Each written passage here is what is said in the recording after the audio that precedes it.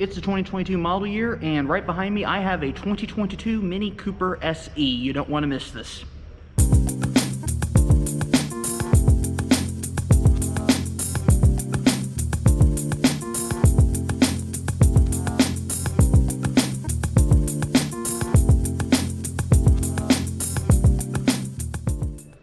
So here it is. This is the 2022 Mini Cooper SE, and this one was ordered for the inventory here in enigmatic black with a black roof and the customary yellow accents for an electric car. In this case, these really nice metallic yellow mirror caps, yellow accents on the side scuttles, yellow badging, of course, and this one was ordered with the power spoke wheels, which are really cool looking, especially with that yellow bead around the outside. Now, because it's a 2022 model, all 2022 models have been facelifted, and this car is no exception. It looks like its siblings. However, much like its siblings, every single model looks slightly different to cater to that particular trim level. You'll notice as part of the facelift that they've gone to something that looks more like a grille and less like a nose cone.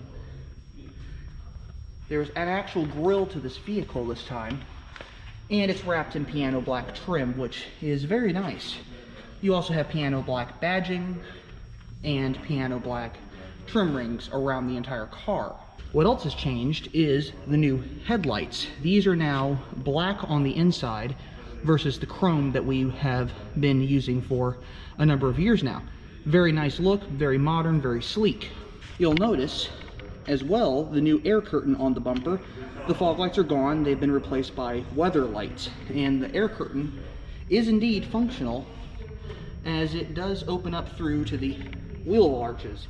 Now, you'll also notice that the stance of the vehicle is more squared off now. The wheel arches come down much further out around the wheels than they did on the previous model years. Now, although the overall design has changed, the bonnet is still the same.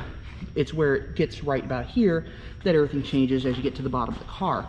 But overall, the look is very, very nice. I really like how they facelifted this car. On the inside for 2022, things have changed.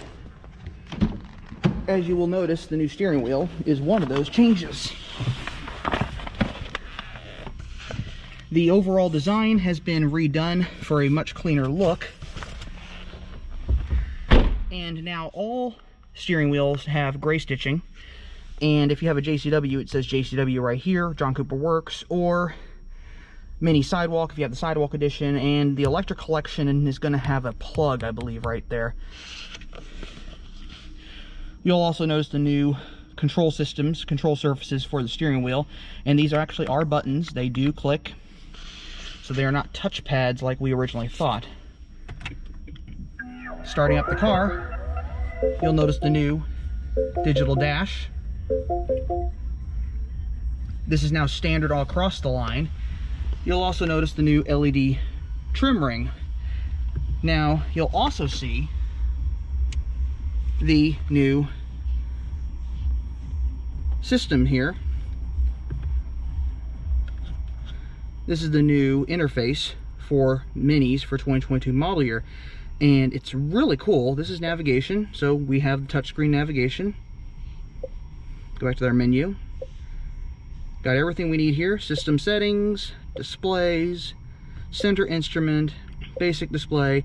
Now here's where the ambient lighting comes into play. As you can see, I have it set for ambient lighting. You can also have it set for battery charge status, speed, or you can turn it off completely. In this case, I like to leave it on ambient. Now, what's cool about ambient is you notice this very kind of pastel color here. Very kind of subtle, very classy. This is their lounge setting. They also have a sport setting. Now, the lounge setting always functions until you turn sport mode on. Now, when you actually do turn sport mode on, the colors switch to a very bright, very bold colors. In this case, red, or orange, I should say, yellow, blue, darker, more bolder colors. But if you switch it back to mid, it goes back to the more pastel colors. Another thing the car will also do is when you switch it to sport mode, the speedometer, which is currently in this nice shade of blue, will change to a black with red outline. You'll also notice the range up here. This says 117 miles in sport. We put it down to mid, it's still 117 miles. You put it down to green, it's 121 miles. You put it down to Eco or Green Plus, it's 139 miles or 140 miles. So you can get 140 miles of range out of this electric Mini. Now you still get all the creature comforts in this car, aside from the sunroof. This one was ordered without one, and I'm actually a fan. I kind of like it without the sunroof. There is an electric collection Mini that is coming to this dealership at some point that doesn't have a sunroof as well. The reason for that, though, is because it has the multi-tone roof, which looks dramatic without the sunroof.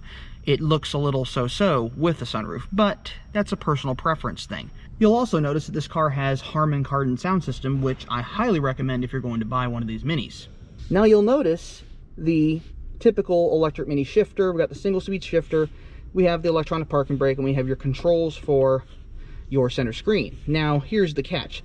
This is also the same shifter that's in the JCW I showed you all earlier. Now the reason why has to do with this and that, and the fact that this car, much like the other one, also has adaptive cruise control with stop and go. Now the thing how that works is if you have the stop and go function, you have an electronic parking brake and you have an automatic transmission, because it won't work with a manual and it's basically required.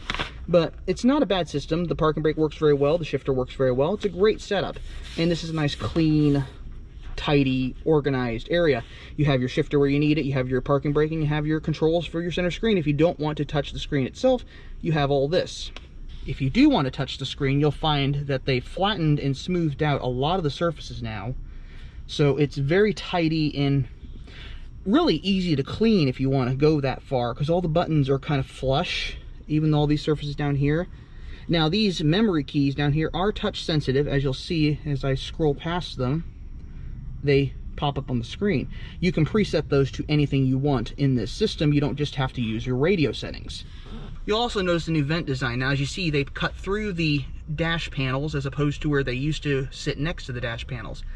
You'll notice with the circular vents, however, that they kind of resemble the GP3 or GP2 or even GP1 style wheels.